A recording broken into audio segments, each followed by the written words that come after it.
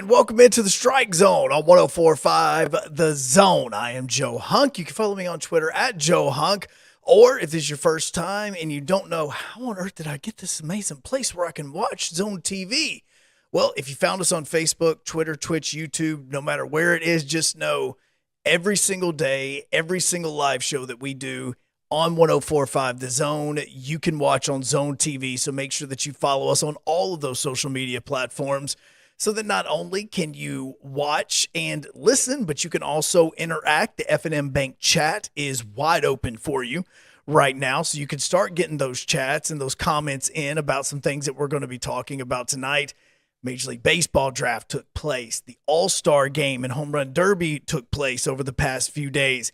It's All-Star break. Everybody's relaxing, including the Sounds. Everything is kind of nice and chill. They're going to be starting up again tomorrow night in Louisville, short 3-game series, and then the Sounds are going to be back in Nashville taking on the Jacksonville Jumbo Shrimp for their normal 6-game homestand. Now, the first thing I know you're asking is, what on earth is Joe wearing? This is my 615 jersey, the one that I showed you a couple of weeks ago that I won bidding on 615 night that the Sounds hosted. And because obviously you can see all of the stuff right there is the patch for Covenant Strong. That's for Covenant School. So that the money that was raised, which was over $8,000, is all going to go towards helping them in the Victims First Fund. So this is the jersey that we've been talking about that I showed you guys just a few weeks ago that you were able to bid on. And that was happening 615 night. Now, the cool thing is coming up next week, when everybody is back and we're back to normal, All-Star break is done, Sounds are back in town, second half of the season is started.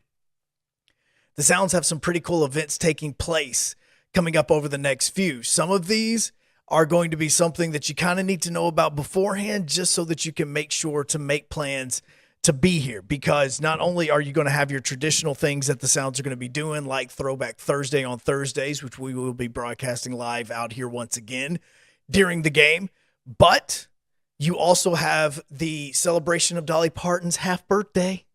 It's not really her full birthday. It's just like halfway in the year. And Dolly Parton was, born outside of the actual baseball season. So the Sounds are going to have a little bit of fun with that, as they're going to have a half birthday party for Dolly Parton. The other cool thing is going to be happening is going to be Nashville Stampede night. Now that is going to be taking place on Thursday night. And the awesome part about this is that you actually get to see some bull riders. They're going to have a mechanical bull out at First Horizon Park that you can get in on and you can ride, and you can just have some fun out here meeting some bull riders that are going to be out on the concourse and all that. So bring out the kids, let them meet some bull riders, get on the mechanical bull, and let's just all have ourselves a yeehaw time, okay?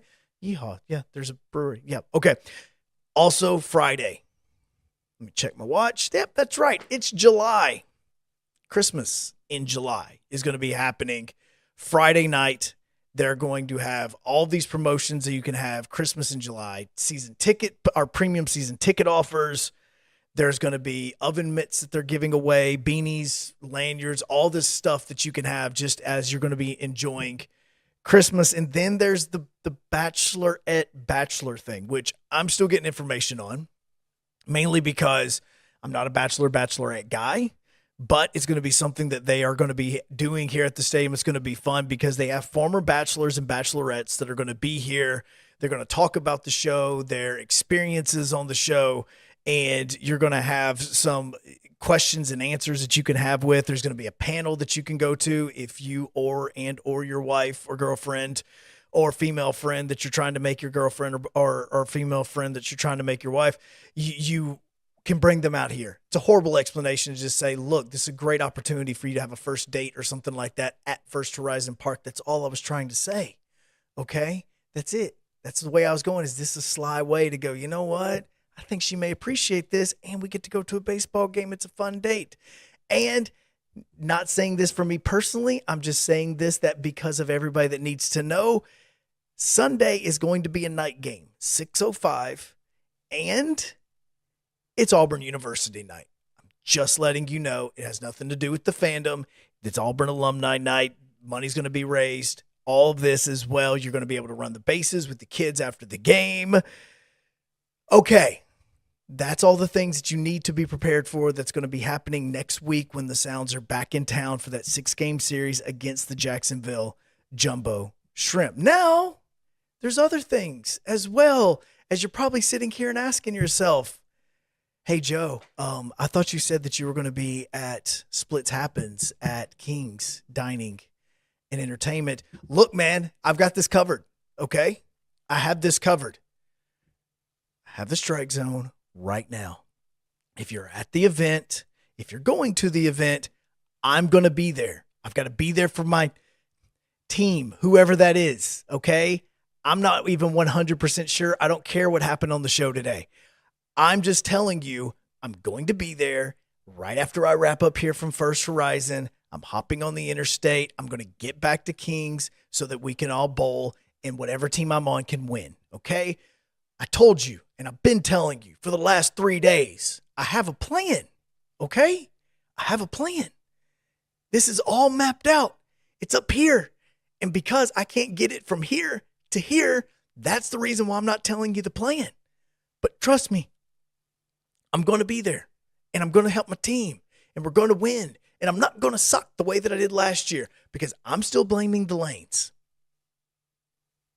No, really, I am, man. I swear, every time I would bowl, it wasn't like it was just, you spin the ball, and it's not that I was just bowling the ball. It was the fact that when it would spin, that sucker would take a left turn, like literally, like down a line, like not a fade, not like you're running a fade to the pylon. We're doing it like you're literally taking a left turn from second to third base. Don't get it. But anyways, I'm going to be there. Okay, so now let's talk about the MLB draft because a lot of people are asking that question. Who's going to go? Who's staying? What players that were drafted have the ability to do both? Basically, the rule is unless you are somebody that doesn't have any eligibility left, you could still come back if you want to. So unless you are a senior and you have 0 college baseball eligibility left, you could still come back to college baseball if you want to. If you entered the draft, and let's just use somebody, for instance, that from Tennessee that got drafted. Let's use a Jared Dickey, okay? Because Jared Dickey is going to be a player that's going to get talked about a lot. He was drafted in the 11th round by Kansas City. He has a year of eligibility remaining.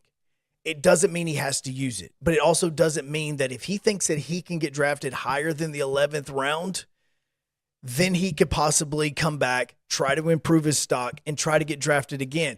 If he's happy with that, and he thinks and his people believe this is the best that he's going to get, even if he were to come back for Tennessee for another baseball season, then you go ahead and sign. There's no reason to even talk about somebody like a Chase Dollander, or if you need to talk about Enrique Bradfield, who was drafted 17th overall. First off, their signing bonuses are in the upper $4 million and $5 million. There's no reason that you can improve that. Now, somebody like a Brady Smith, for instance, is from Granger High School, he has the opportunity if he wants to. He was drafted in the 3rd round. His signing bonus is going to be a little under $1 million. If he wanted to, and he believes that he could actually get drafted higher in the 2nd, possibly the 1st round, then he could go to college if he wants to. And then once he's 21 or he's finished his junior year, then he can enter the draft again and see if his stock is better. If he's happy there, he could go ahead, sign his deal with the Dodgers, go ahead and go to rookie camp and start going into the rookie short season and start getting ready for the season. That's his option, okay? A lot of times the way that the draft works is that you're looking at players that are probably in the 8th round or lower that believe they can improve their stock. Those guys are the ones that you look at and go, signing bonus is in the 6 figures. Obviously, you're talking about $200, $300, $400 or $400,000 if you're in the 8th round, 7th round, 6th round type areas. But if you think that that's the best you want, or if you're happy with the team, then go. Some players may not be happy with the team. You know, you have somebody like Thomas Schultz from Tennessee. Just use an instance. Now, he is actually a bad example because he is a senior. So let's not even use that example whatsoever. But let's look at somebody like Caleb Hobson. Let's just go there. Caleb Hobson. UT Martin, drafted in the 13th round by the Rockies. If he feels that he could do better than the 13th round, come back. It's easy. Just that's all you have to do. That's the decision you have. If you're happy with the Rockies and you want to go through the organization like that, then go through the Rockies. If you're happy with the Rockies, then do it.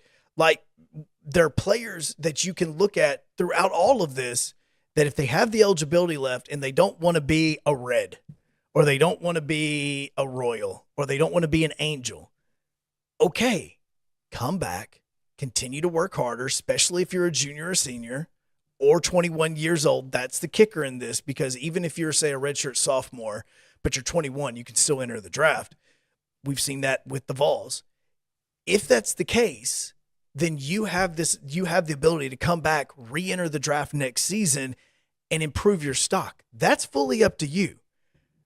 But you still are going to have most likely 2 to 3 seasons before you even think about being in position to make it into the major leagues. That's the whole part of this, is that's the reason why you have these players that are going to be so hyped up and talked about, your Dylan Cruz and those types of players.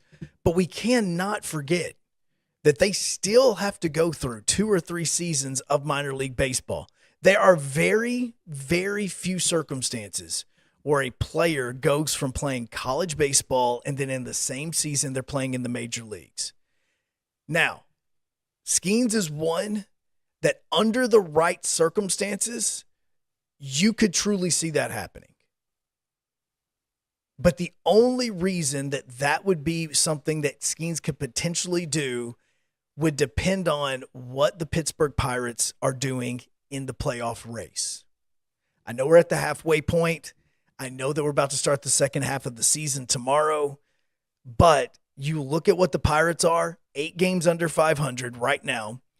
They can still go for a wild card. Honestly, saying they're only 9 game backs of the Reds, kind of weird, but they're 9 games back of the Reds. There's the potential that if the Pirates were to get into a playoff race where they're trying to make the wild card, which is very doable. Let me emphasize this, is very doable. If they were to go about this that way and they were looking at trying to make the playoffs, you could potentially see somebody like a Skeens getting brought up, being brought into the bullpen, and being able to try to help that team get to a wild card berth. Problem is with the wild card, they're 8.5 back of the Reds. They're 8 back of the third place wild card team, which is the San Francisco Giants. It's still something that's a long if, a very long if. If somebody is going to do it and go from college baseball to the major leagues in the same season, you're going to be looking at a pitcher that could do it, that could potentially help from the bullpen. Dylan Cruz is not going to be playing in the major leagues this year. The only way he is if you play MLB The Show and you were able to get and you've already purchased one of your MLB The Show draft packs. That's it. It's the only way he's playing in the major leagues. Cruz is not going to play in the major leagues this year. A lot of these players are not going to play in the major leagues for the next 2 or 3 seasons, some potentially even longer. So Skeens has the best opportunity because of how great his location is. For a pitcher like Skeens, and any pitcher that's being drafted right now, it's not about the velocity anymore. The velocity is what got you looked at. The velocity of your fastball is what's going to get you to your rookie ball. What's going to get you from rookie ball to A, to AA, AAA in the majors is being able to, one, pinpoint that fastball. If my catcher sets up low and outside, he doesn't have to move his glove. That's what you're looking for specifically with the fastball. With the breaking pitches, depending on what the breaking pitch is, you want your pitcher to be able to control that breaking pitch and throw it exactly where it's intended to go. The reason why Major League Baseball players hate going down to the minor leagues, specifically your high A, your rookie ball leagues, things like that, they go down for rehab assignments, is because the pitchers are wilder there. They don't know what they're going to get when they step into the batter's box against a guy that's fresh out of college or fresh out of high school and doesn't have the ability to control his pitches just yet. It's why they hate it. And yes, Major League Baseball players will go down to high A ball to have a rehab stint. They may go down to rookie ball to have a stint just because it's just about getting the reps and making sure that they're healthy enough that they can go onto the field and they can play Major League Baseball. Sometimes the location is going to play into this. There's a reason why sometimes a player who's going to be rehabbing, say for instance, if let's just use for some weird reason, if the Baltimore Orioles, for instance, were playing again their minor league team, Norfolk, who's like the best team in minor league baseball right now. If Norfolk was playing in Nashville and Baltimore for some reason was playing in Cincinnati or they were playing in Atlanta, it would make the most sense for them to be coming to Nashville to do their rehab stint. But if they're playing somewhere else, New York, they're playing in Chicago, or if they're playing the Rangers or they're playing somewhere like that, they may send a guy that they think may be available by the end of that rehab stint to join them in that city. They're going to send them there so that the travel isn't as bad for them from once they leave the minor leagues to going to the major leagues. It's not about, hey, we're going to automatically send you down to AAA. It's about what location are we going to send them to that benefits us the most if we need to get them here in a hurry. That's what this is about. And that's where a lot of these times these pitchers or batters will go down to even single A, or they'll go down to the rookie league if the rookie league is happening. Because now it's not just about pinpointing the fastball and getting somebody to chase the slider outside or being able to, it's about using a front door slider against a righty when you're pitching righty and making sure that it goes in and hits that corner of the plate so that you can get the strike while they're taking because they think it's too far inside. That's the accuracy is what you're going to be working on when you're now getting drafted. But that was just the first night of the draft. In the first night of All-Star Weekend. See, that was a cool thing now about All-Star Weekend. And honestly, I should say that again. It wasn't even the first night. It was the second night because the Futures game was first. That was on Saturday. Then you had but there are things that Major League Baseball has done well. Bringing the draft, taking it away from the MLB Network studio, putting it on location for All-Star Week so that it can be a celebration of the Futures players. They can experience the All-Star Weekend, be around Major League players. All of their clubs are already there. Representatives from their clubs are going to already be there. They get to meet those players and potentially sit and watch the All-Star game before going wherever they're going to go, depending on if they actually go to Seattle or not. It's become more of a spectacle. It's actually become a really cool event to go to. Used to, Major League Baseball did this. One, it was just like by phone, and you would just be sitting there and you would hear this weird robot voice go, Baltimore Orioles select Wayne Frentz, first baseman. See about this, some people and a lot of people think that the Home Run Derby is better now because of the new format, because of the 10 minutes or 5 minutes or the extra time, depending on what you do and how well you hit the ball and things like that. Those things have improved the Home Run Derby because in all reality, when you were given 10 outs, all right, I'm going to take 6 or 7 pitches. All right, I'm going to sit here and breathe for a second. All right, I'm going to pause. I'm just going to let this one go by. And a guy was at bat, instead of lasting 5 or 10 minutes, would then last 15 and 20 minutes just because he took so many pitches. Pete Alonso probably wished he could have done that because for some reason his pitcher was throwing him sliders and throwing him everything outside and couldn't throw to him.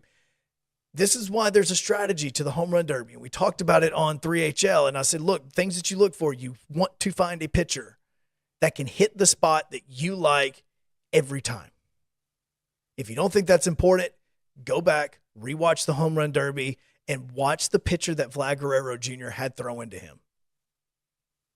Hit his spot every single time. Vlad likes it high and inside so he can turn on it, get the lift on it. And that's exactly what he did. Whoever he chose to throw to him was throwing brilliantly. Pete Alonso's pitcher is pitching like every other pitcher that faces the Mets, just getting them out constantly. Like it was just totally just boom.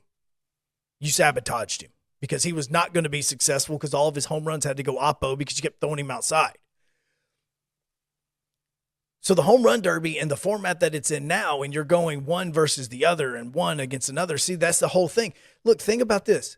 If Julio Rodriguez would have been playing and doing the Home Run Derby like he was 10 or 15 years ago that even though he had 41 home runs, he didn't even really would have even play and go in the second round because he still would have already most likely had more home runs than enough to get to the next round.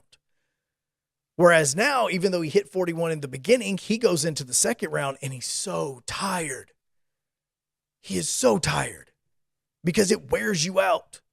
Taking those batting practices, swings, going in, being ready for this, it wears you out.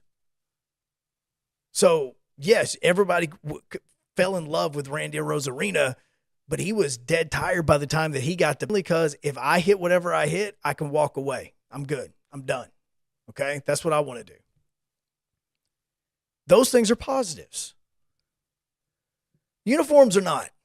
I want to know what you think. I really seriously want to know what you think about the Major League Baseball uniforms.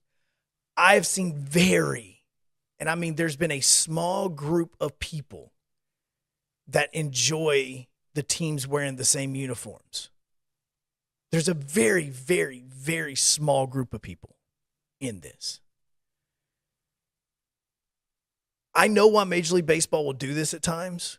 They want to do something for revenue. Hey, we're going to send these jerseys out, and your team, we're going to send them to your pro shop, just like down here, like the Nashville Sounds. We're going to send it there, and your team and your players are going to be wearing this, so you need to buy this jersey to support your team and to support your players. We want you to buy these, and it makes more revenue opportunity. That's the reason why they created the hats. It's the reason why they do everything. Mint green hats, god awful. There's no way on earth I'm buying that. And I don't hate the Seattle Mariners. That was something I talked about a couple of weeks ago. No, don't put me in New York Mets colors. No, screw you. I don't want to wear New York Mets colors if I'm a Brave, if I'm a Philly, if I'm a Marlin. If I'm Washington National, I'd probably pray to wear any other uniform but the Nationals, so I might be okay with it.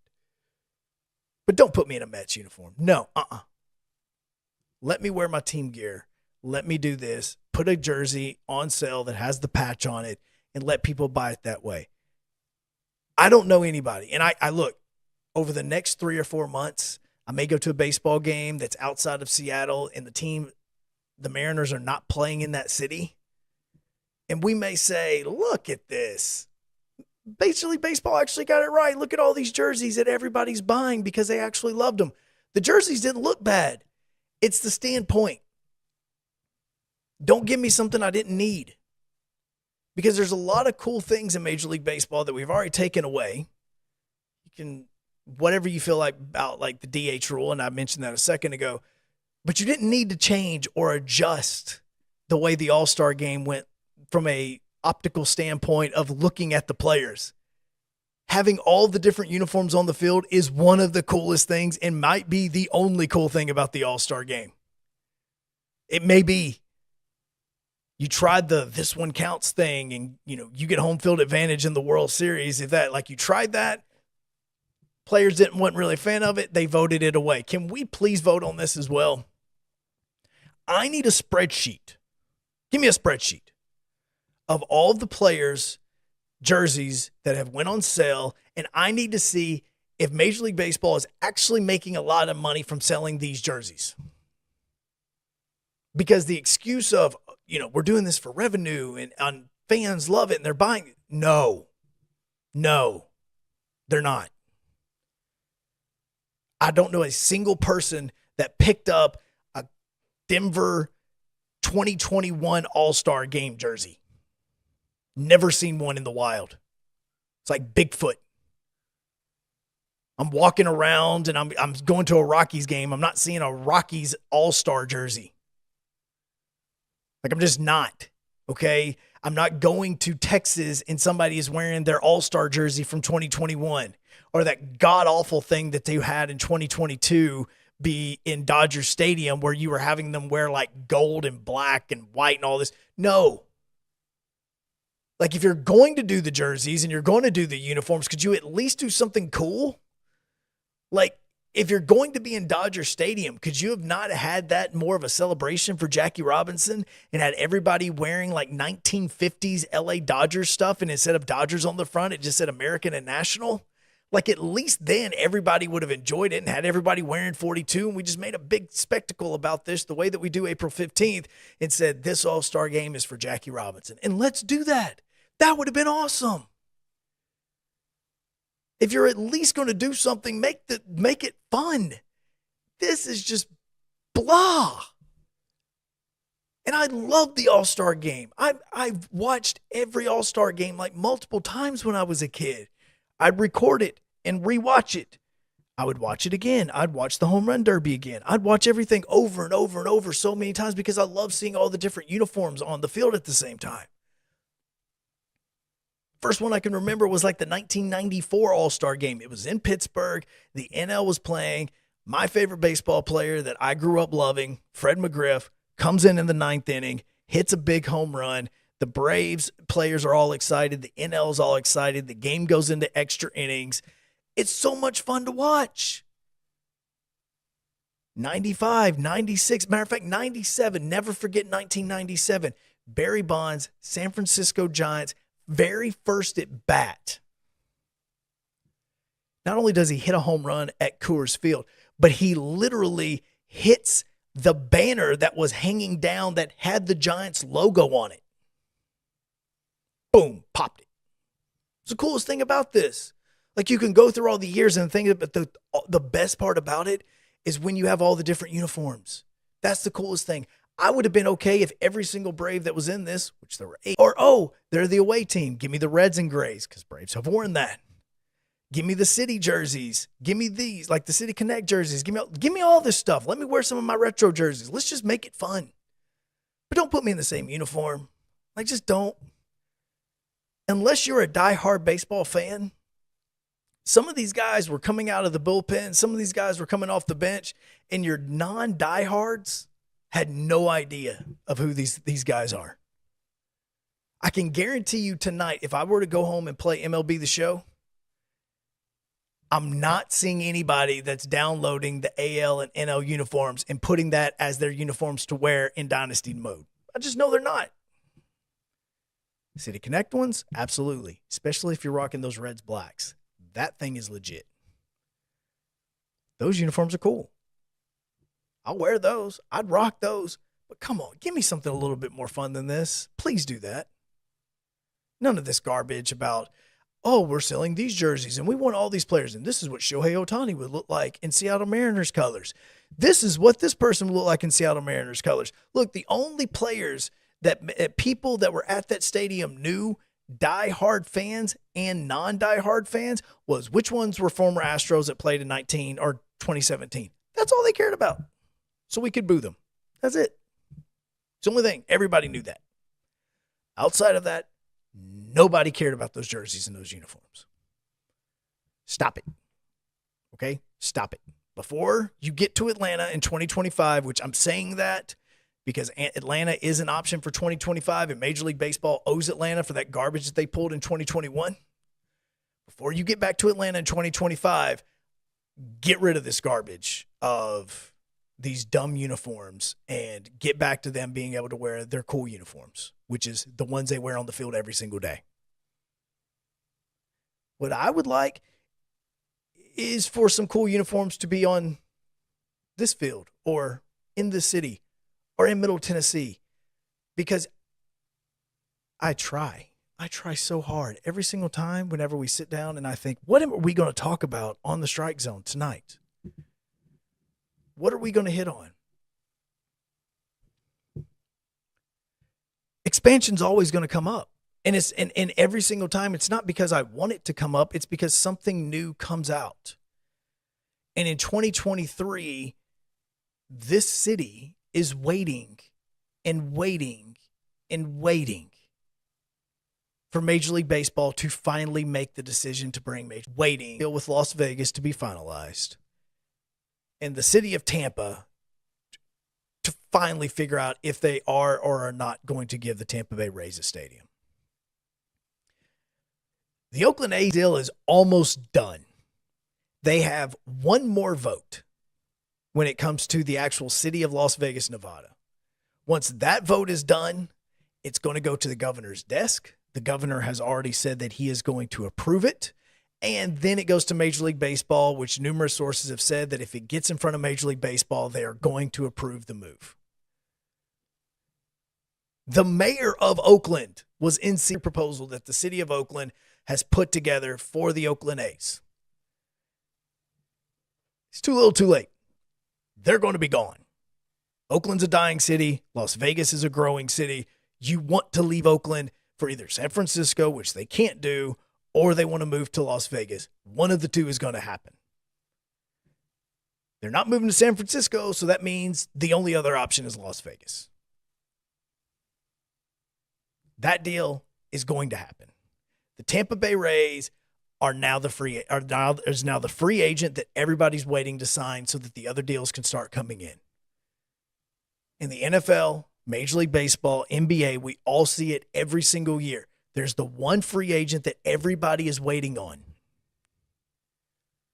The very second that free agent finally signs, you start to see the other ones. He was going to Texas. You saw a ripple down effect with other quarterbacks and other recruits start to go, okay, cool, he's there. I'm going here. I'm going there. I'm going there.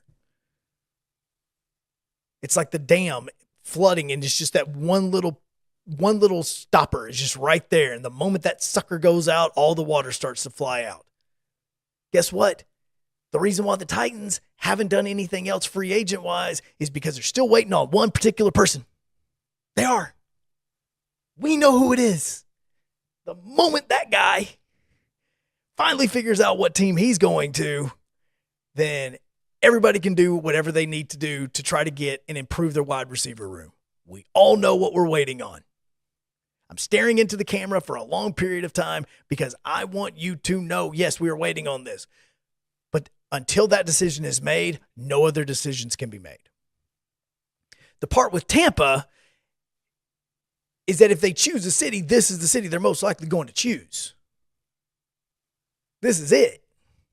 So either Nashville is going, this should be it. The whole Montreal thing still doesn't make sense, but this should be it. The only reason that the Rays would potentially move to Montreal would be because they want to be closer to the other teams in the division. Have you ever looked at the division for the AL East?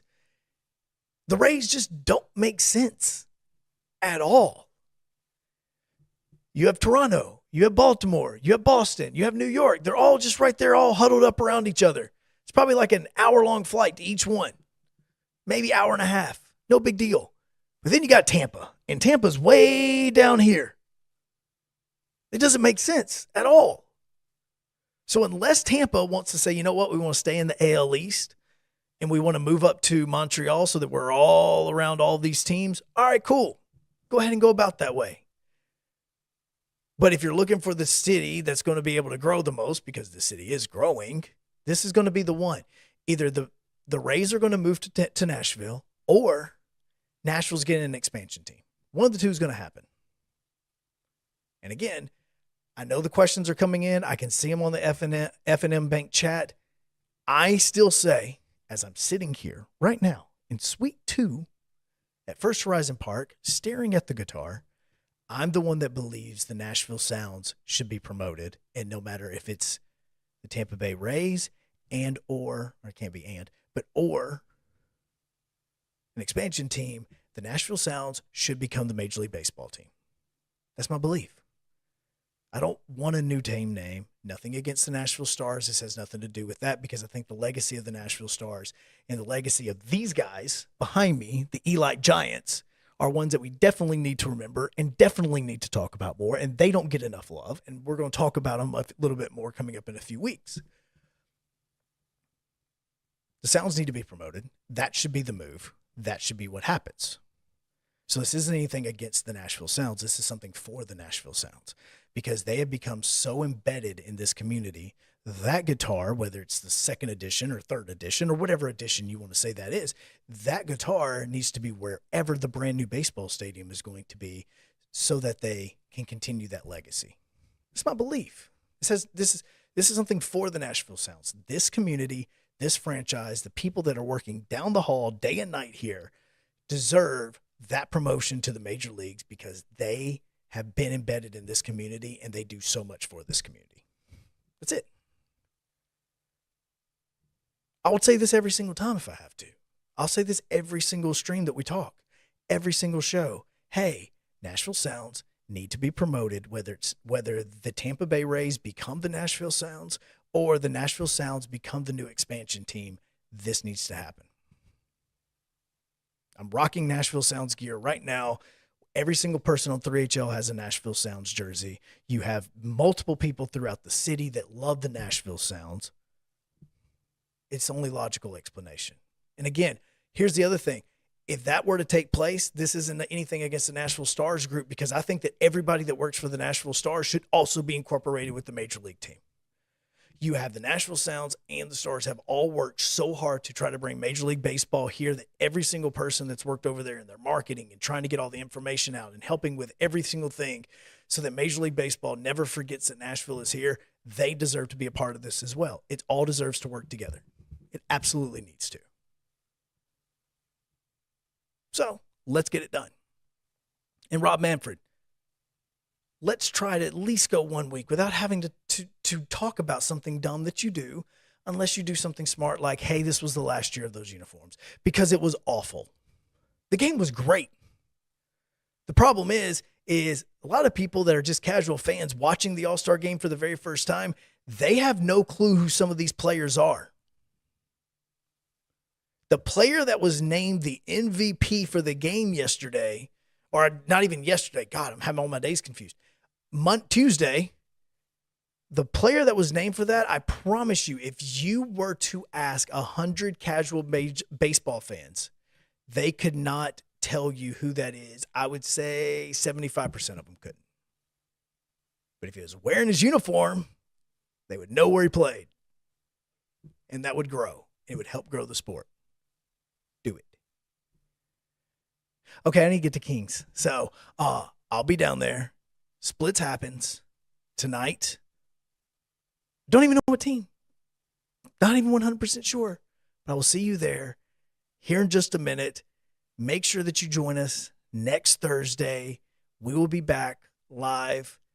Jacksonville Jumbo Shrimp in town. You've got Christmas in July. Dolly Parton's half birthday. Nashville Stampede night, the Bachelorette night that's taking place on Saturday. Sunday, the game is going to be at 6 o'clock, not your normal 2:35 first pitch. Make sure that you remember that. And then don't forget, Thursday, during the Nashville Stampede night, we will be back live, 7 o'clock, right here on Zone TV, Twitter, Twitch, YouTube, Facebook, wherever you listen. You can also download the podcast right when the show wraps up. We will see you next Thursday, 7 o'clock, right here at First Horizon Park. This is the Strike Zone.